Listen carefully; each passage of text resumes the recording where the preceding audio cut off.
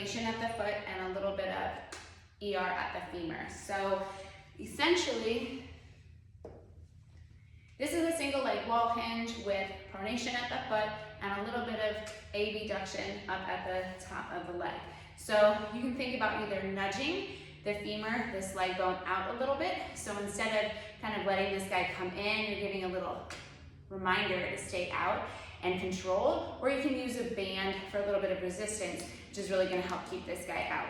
So on the left side, I'm focused on keeping the weight, I'm holding it in my right hand. I'm going to really place that foot wedge or a rolled up sock or a mini band underneath that first met head, that bony part underneath that big toe. So I can either kickstand my right foot, or I can put the right foot against the wall. You don't want it too high, so just kind of find that right spot and thinking about almost pushing myself over to the left with this right foot. So kind of pushing into the wall, or you can do that in a kickstand position. I'm going to think about getting over the midfoot, pressing really hard and active into the wedge. And as I kind of get set here, I'm going to think about giving a nudge out to that femur. Not so much that I splay out, but just that, see how I have that tendency to want to come in. So I'm just going to give it that little nudge.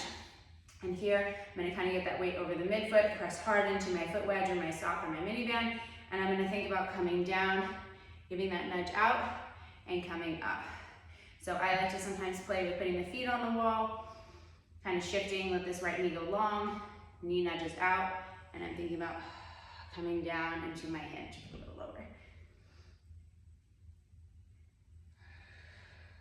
So in this position, I'm definitely able to feel the glute a little bit more than I normally do, especially with the position of my femur. So I'm kind of untwisting myself from above, watching this left rib cage, watching they don't flare out through there, pressing hard into the foot wedge. Play around with the position of the foot on the wall. And press hard through the foot. On the right side, you might want to switch and hold the dumbbell in the right hand.